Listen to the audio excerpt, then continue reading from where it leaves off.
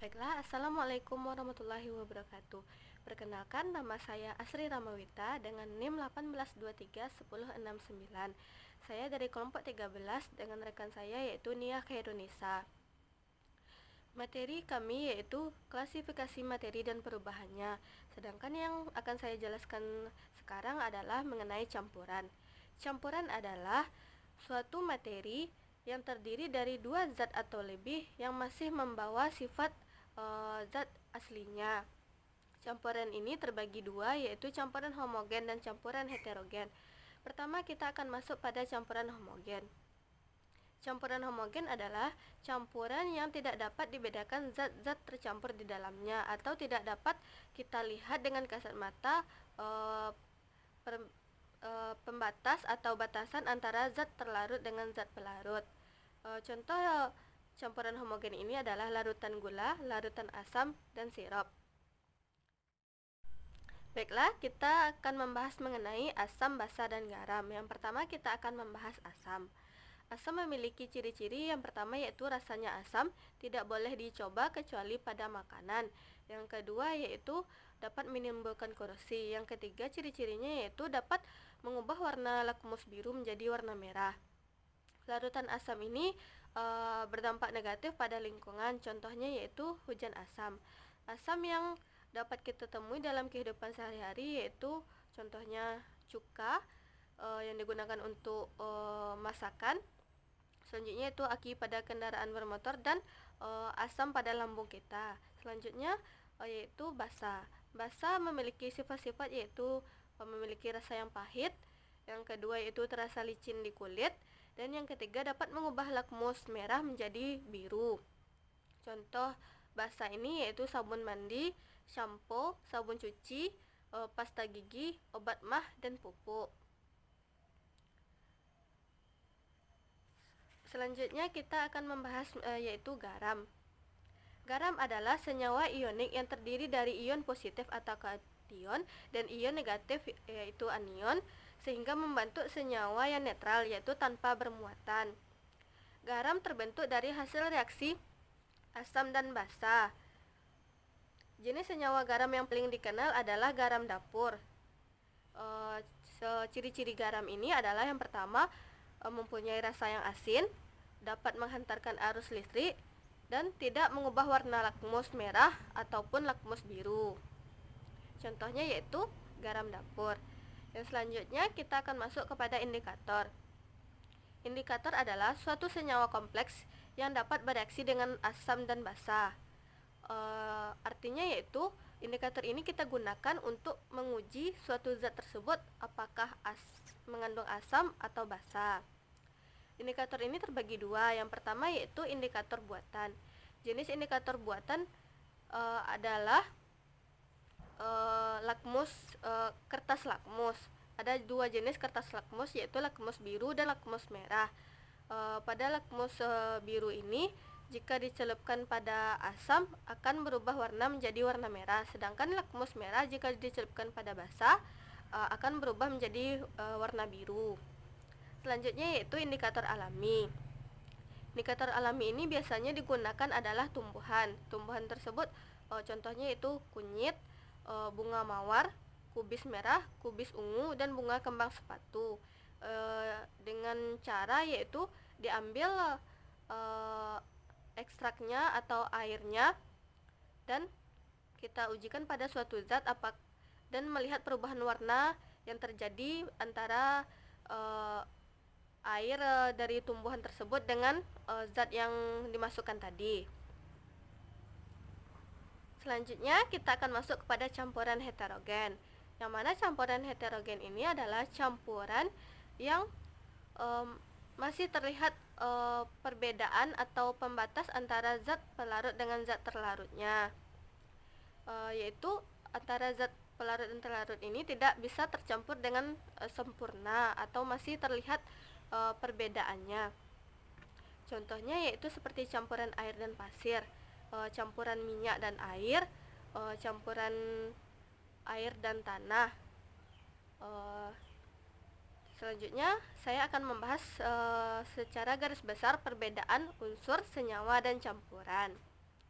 pada unsur memiliki ciri-ciri yang pertama yaitu zat tunggal, tidak dapat diuraikan, terdiri dari satu jenis atom. Sedangkan senyawa merupakan zat tunggal, dapat diuraikan, tersusun atas dua atau lebih atom. Yang keempat yaitu perbandingan massa zat penyusunnya tetap. Yang terakhir yaitu campuran. Campuran ini merupakan campuran, dapat diuraikan lagi, tersusun atas dua atau lebih atom atau molekul. Yang keempat, zat penyusunnya tidak tetap perbandingan massanya. Baiklah, saya akan menjelaskan mengenai cara pemisahan campuran. Ada beberapa cara pemisahan campuran yang akan saya jelaskan di sini. Yang pertama yaitu filtrasi, sentrifugasi, kromatografi, destilasi, dan sublimasi. Prinsip pemisahan campuran didasarkan pada perbedaan sifat-sifat fisik zat penyusunnya seperti wujud zat, ukuran partikel, titik leleh, titik didih, sifat magnetit, kelarutan, dan lain sebagainya. Yang pertama saya akan membahas filtrasi atau penyaringan. Penyaringan dilakukan untuk memisahkan zat dari suatu campuran. Prinsip kerjanya didasarkan pada perbedaan ukuran partikel zat-zat yang bercampur. Umumnya memisahkan padatan dari cairan. Alat utama yang digunakan penyaringan adalah penyaring dari bahan berpori yang dapat dilalui partikel-partikel kecil, tetapi menahan partikel yang ukurannya lebih besar. Selanjutnya yaitu sentrifugasi. Metode jenis ini sering dilakukan sebagai pengganti filtrasi jika partikel padatan yang terdapat dalam campuran memiliki ukuran yang sangat halus dan jumlah campurannya lebih sedikit. Jadi sentrifugasi ini dilakukan apabila penyaringan tidak bisa dilakukan menggunakan filtrasi. Selanjutnya destilasi atau penyulingan. Pemisahan campuran dengan cara penyulingan digunakan untuk memisahkan suatu zat cair dari campurannya. Prinsip kerjanya didasarkan pada perbedaan titik didih dari zat cair yang bercampur, sehingga saat setiap zat akan dipanaskan, maka zat tersebut salah satunya akan mendidih terlebih dahulu karena titik didihnya berbeda, sehingga zat tersebut akan terpisah. Selanjutnya yaitu kromatografi. Pemisahan campuran dengan cara kromatografi pada umumnya digunakan untuk mengidentifikasi suatu zat yang berada dalam suatu campuran. Prinsip kerjanya didasarkan pada perbedaan kecepatan merambat antara partikel-partikel zat yang bercampur dalam suatu medium diam ketika dialiri suatu medium gerak. Selanjutnya yaitu sublimasi. Prinsip kerja pada metode sublimasi ini adalah pemisahan campuran dengan melihat suatu zat tersebut dapat menyublim atau perubahan wujud dari wujud zat dari wujud padat menuju gas, sedangkan zat lainnya tidak dapat menyublim. Jadi sublimasi ini kita gunakan pada saat dua zat yang bercampur, namun salah satunya dapat menyublim dan satunya lagi tidak dapat menyublim. Baiklah, selanjutnya kita akan masuk kepada benda-benda yang dapat mengalami perubahan. Sebelumnya kita akan membahas yaitu sifat-sifat benda. Sifat benda pada umumnya dibedakan menjadi dua, yaitu sifat fisika dan sifat kimia. Yang pertama yaitu sifat fisika. Sifat fisika yaitu yang termasuk di dalamnya adalah bentuk, warna, bau, kekerasan, titik didih, titik beku, titik leleh, daya hantar, ukuran partikel, dan massa jenis atau densitas. Yang kedua yaitu sifat kimia. Sifat kimia ini merupakan sifat zat yang berhubungan dengan mudah atau sukarnya zat tersebut untuk bereaksi secara kimia. Selanjutnya yaitu massa jenis. Zat yang sama memiliki massa jenis yang sama, tidak peduli berapa banyak zat tersebut. Misalnya 1 mili air, massa jenisnya akan sama dengan 1 liter air.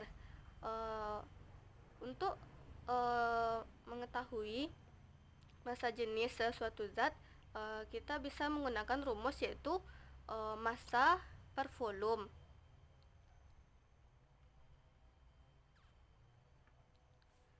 Selanjutnya kita akan membahas mengenai perubahan fisika. Perubahan fisika adalah perubahan zat yang tidak disertai dengan terbentuknya zat baru.